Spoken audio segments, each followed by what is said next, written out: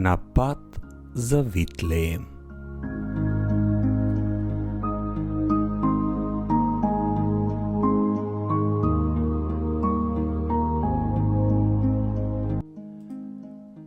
Ете, јас правам нешто ново.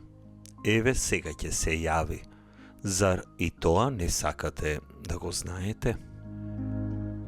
Никој не тврди дека животот е лесен. Знаеме дека може да биде дури многу тежок. Светото писмо отворено зборува за човечката ранливост и патот по кој одиме дека е исклучително тежок. Така, во книгата Јов стои: човекот се раѓа за да страда, како и искрите за да летаат угоре. Со текот на годините, предизвиците се умножуваат, а во срцето се раѓа копнеш за нов почеток, за обнова.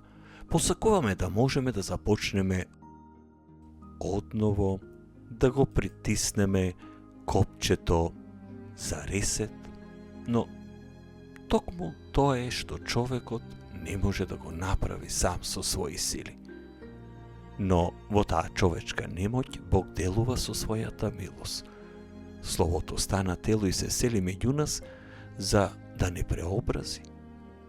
Богомладенецот наиздет безпомошен влегува во историјата како спасител, оној кој ги зема гревовите на светот и ја отвара вратата за мир, простување, помирување, нов живот. Како што сведочи апостол Павле, кој е во Христа, тоа е ново создание. Иако не можеме да појдеме за Витлеем телесно како пастирите и мудреците, повикот да се приближиме до Христа останува и денес актуелен. Преку молитвите, преку светите тајни, разговорот со Бога, човекот може да му ги открие на Бог своите копнежи и рани.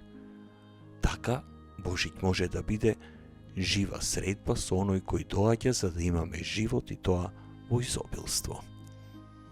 Предизвик. Празникот Рождество Христово не соочува со прашањето дали имаме храброст да ја признаеме собствената немоќ и да му дозволиме на Бог да не обнови.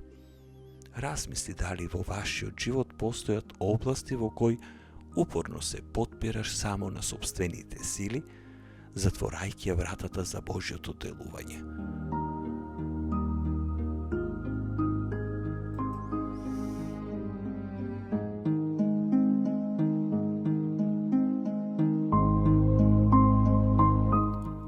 На пат за Витлеем.